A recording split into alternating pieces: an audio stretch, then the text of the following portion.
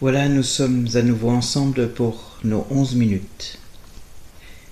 Vous vous souvenez peut-être qu'il y a quelques semaines, nous avions laissé Jésus à Jéricho chez Zachée. C'est là, au départ de Jéricho, que nous le retrouvons. Et Jésus n'est pas seul. Il y a une foule énorme qui l'entoure. Il faudrait peut-être mieux dire que Jésus marche en tête d'une grande troupe. Alors quand on dit foule dans la Bible, ce n'est pas dans les dimensions des grandes manifestations à Paris, où se réunissent des dizaines de milliers de personnes. Ce sont probablement quelques centaines, peut-être des milliers de gens. Et si on arrive aux 5000 hommes dont nous parlent les évangélistes pour cette soirée dite de la multiplication des pains, c'est là quand même un rassemblement humain qui peut faire peur, notamment quand on vit dans les villages de quelques dizaines de maisons seulement.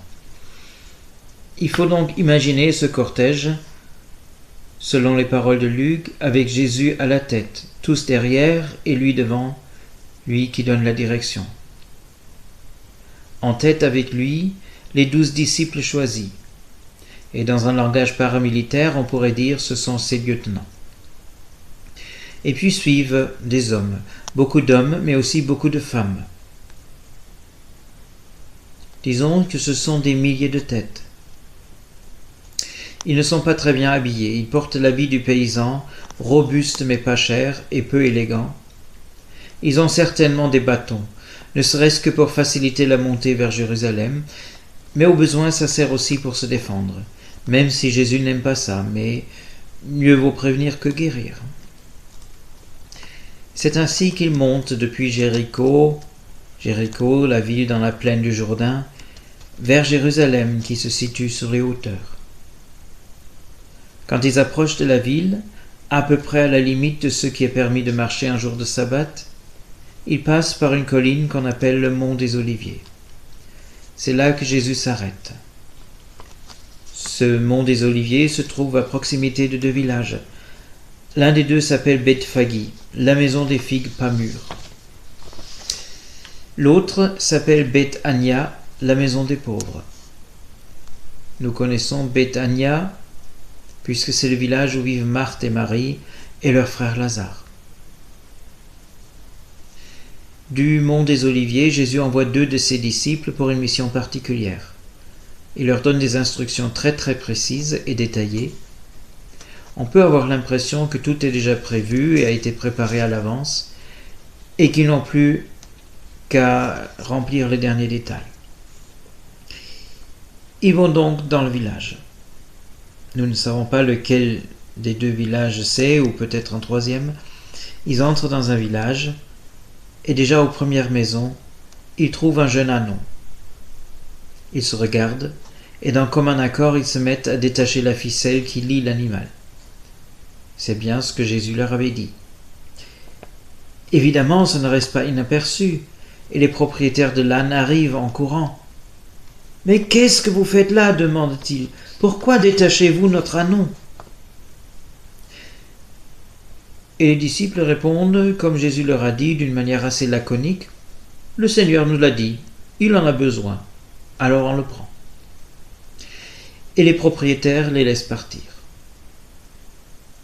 Donc les disciples reviennent vers Jésus avec cet ânon et lui disent que tout s'est passé exactement comme il l'avait prédit. Et puis, ils préparent l'ânon pour Jésus en lui mettant leurs survêtements sur le dos, et ils aident Jésus à monter sur l'âne. Là, il faut peut-être dire que les ânes qu'on avait à l'époque en Israël étaient plus grands et plus forts que nos ânes habituels, plus grands même que les baudets du Poitou, qui pourtant ont un gabarit assez impressionnant. Les charges qu'ils peuvent porter sont lourdes, et même pour un jeune âne, le poids d'un homme n'est pas si énorme que ça peut paraître. Que ça peut nous paraître quand nous pensons à un ânon jeune de quelques mois qui a encore un peu de mal à bien se tenir sur ses jambes toutes menues. Il faut peut-être penser aussi que les hommes de l'époque étaient plus petits et donc plus légers que nous aujourd'hui, et ils souffraient rarement de surpoids. Et puis, il s'agit visiblement d'un âne adolescent, qui doit donc être assez bien bâti déjà, qui ne gambade plus librement autour de sa maman, mais qui est attaché. en vue d'être formé au service qu'on attend de lui. Et Jésus peut monter. Il le monte, et c'est en monture qu'il continue son chemin vers Jérusalem, toujours suivi par cette troupe de paysans. Pas que suivi d'ailleurs, il y en a quelques-uns qui ont dépassé la tête de cortège, qui ont arraché des branches de palmier dont ils couvrent la chaussée poussiéreuse et qui étalent leurs survêtements sur les branches de palmier. Il faut que ce soit propre quand Jésus passe, pour pas qu'il ne se couvre de poussière, et aussi qu'il ne disparaisse pas dans une nuée de poussière comme cela arrive quand un chevalier passe sur ces routes-là. Le passage de Jésus est un passage solennel, et en même temps assez bizarre. On dirait que c'est un roi qui passe, mais ce roi n'a pas de destrier blanc, il a un âne. Ses officiers sont des pêcheurs de Galilée, et son armée des paysans venus des quatre coins du pays, sans ordre apparent, mais avec beaucoup de femmes parmi eux. Quel drôle de roi! Et pour parfaire la scène, ils se mettent à chanter l'hymne traditionnel au roi qui prend possession de son royaume. Hosanna au roi, qu'il soit béni celui qui vient au nom du Seigneur Dieu. Paix dans le ciel, gloire dans les lieux très hauts. C'est un chant rituel que d'habitude chantent les prêtres quand ils accueillent le roi. Et évidemment, il y a des gens dans les parages qui reconnaissent bien l'origine de ces chants, qui comprennent très bien le sens de la scène et qui viennent dire à Jésus « Écoute, maître, ça va un peu trop loin là. Il faut que tu reprennes tes disciples, ils dépassent toutes les bornes. » Mais Jésus, du haut de sa monture, les regarde avec dignité et répond « Je pourrais les rappeler au silence, mais ça servirait à quoi? Si les hommes se taisent, les pierres commenceront à crier. »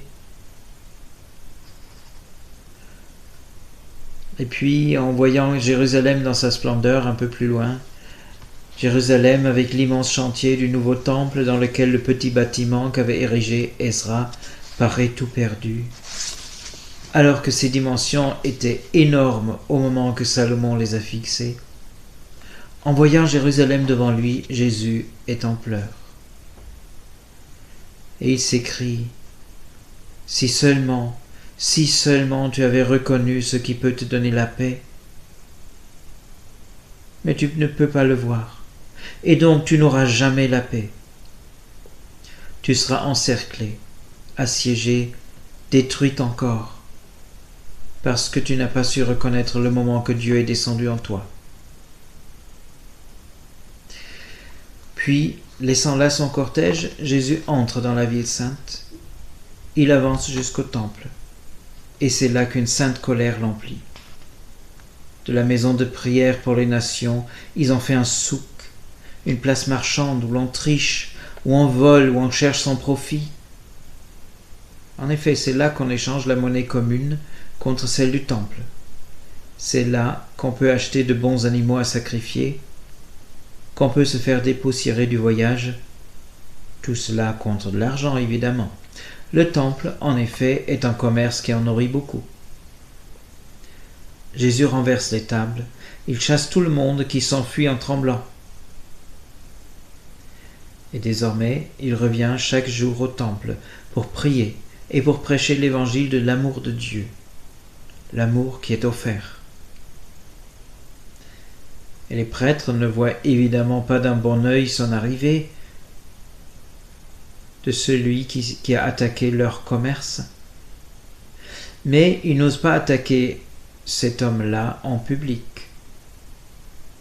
Ils ont peur de tous ces gens qui l'écoutent, qui l'apprécient, et dont on ne sait jamais s'ils n'ont pas un couteau sous le menton. C'est là qu'on va les laisser pour l'instant, jusqu'à la semaine prochaine. Je vous souhaite une bonne semaine. Prenez garde de vous-même et de ceux qui sont autour de vous. À bientôt.